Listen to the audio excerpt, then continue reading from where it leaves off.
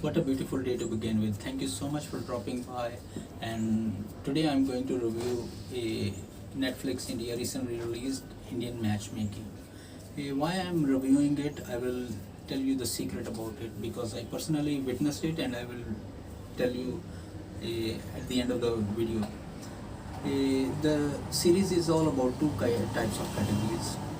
Especially the first one is the Indian Americans, talking about the NRIs, and the second is about the ultra rich business class but conservative society, how they get their children hooked up with the rich or according to their status families through the matchmaker.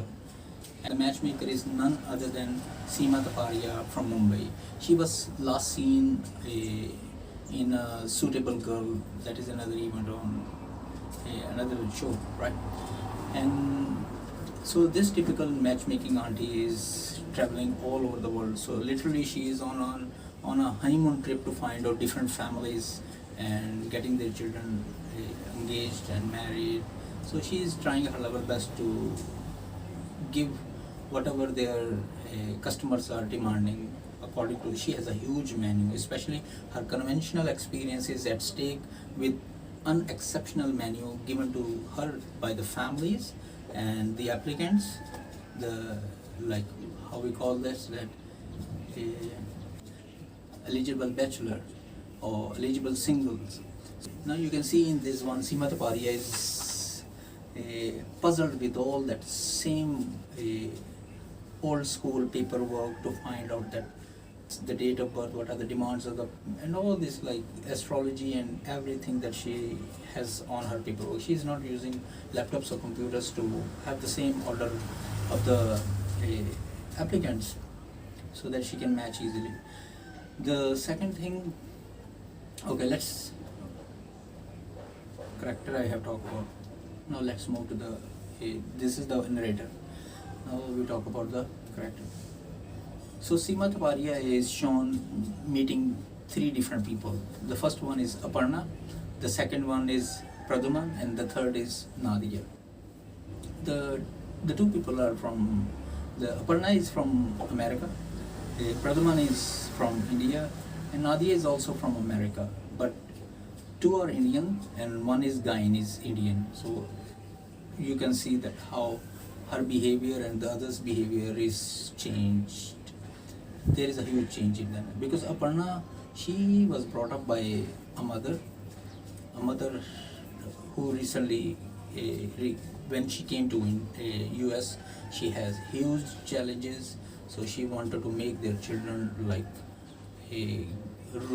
follow rules, regulations, and making them strict. So they were unable to have the peace of life that the other normal kids have. So she she gave them the menu that you have to follow up according to this. So now you can see that their professional life and personal life, you can't see the difference. So they have checklist of how they wanted it, who they wanted it, and where they wanted it. Because once they get all this, it's very easy to be famous, but it is hard to be successful.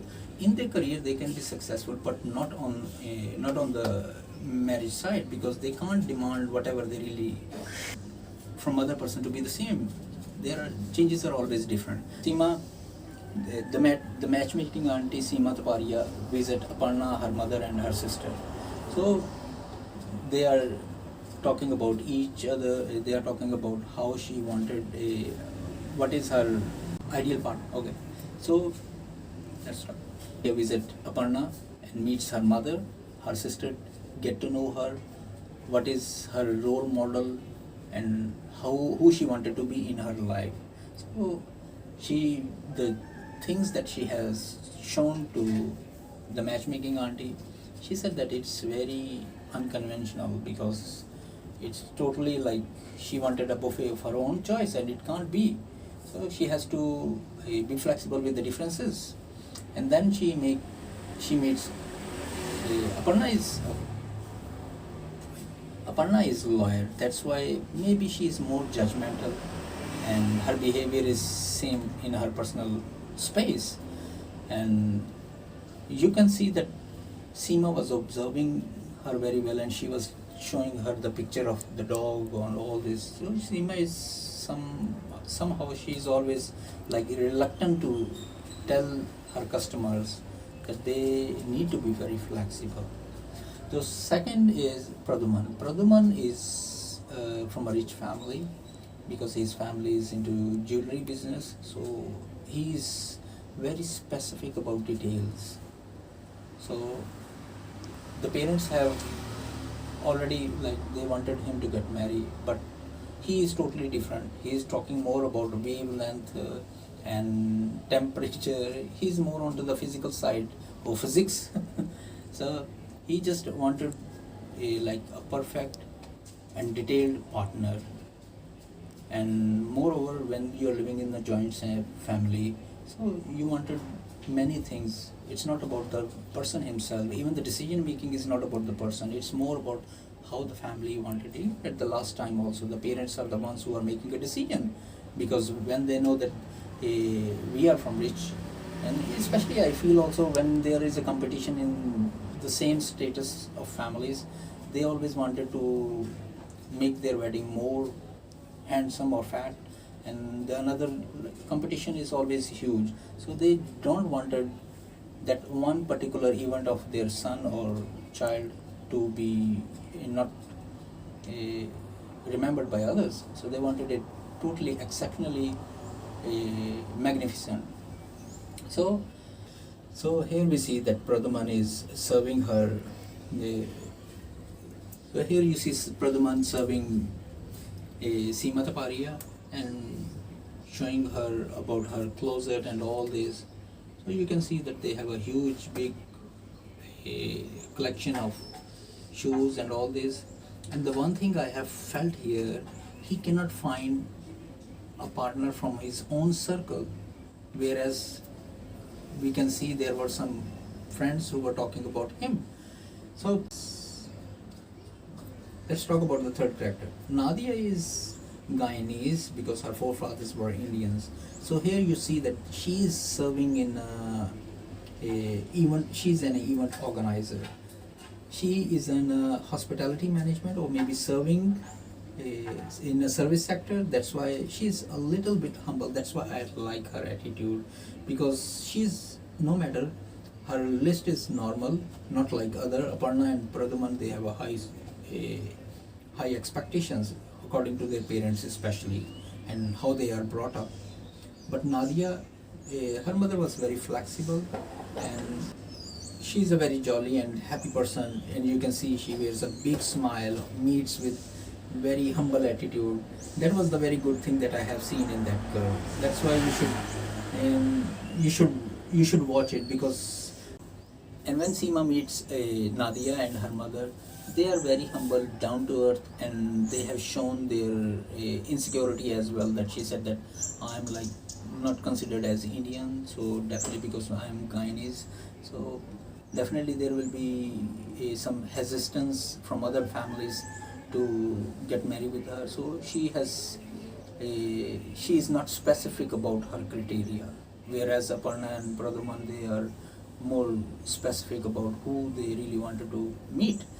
And overall, I think you should really watch it. And the bottom line I feel about to talk about is they didn't talk about the majority of middle class family, but there are some things that we really wanted to see is like in this extravagant marriages for rich people is equivalent to dowry in the lower middle class.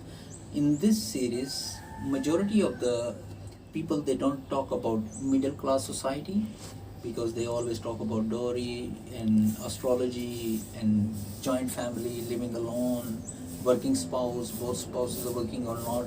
So there are many things that they consider.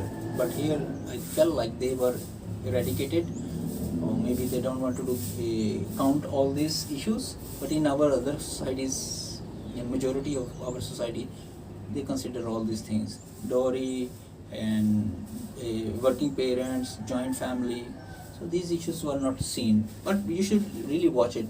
I'm not saying that, because there are many crucial things that we should get to know from these type of people, because you see generation X, Y, Z, totally different mindset.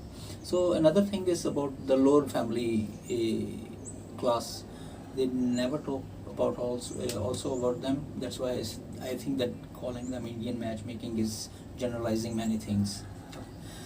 I like to say that there is one personal experience I wanted to say, because living in Bangkok, and you have seen that many Indian weddings are happening here at the beaches. So you can Google online and search. There are many weddings that happened here, and they were really rich, huge, and like I see that it's the how to say it, but I would like to say that this particular one wedding is equal to the amount of weddings that happen in one village throughout the year. Yes, maybe more than that, or maybe this wedding, maybe 10% of that wedding, right? So worth watching, binge watching. what should I say? So thank you for being with me, and don't forget to comment downstairs and tell me which character you really love the most. Mine is Nadia, and let's see that what your favorite character is.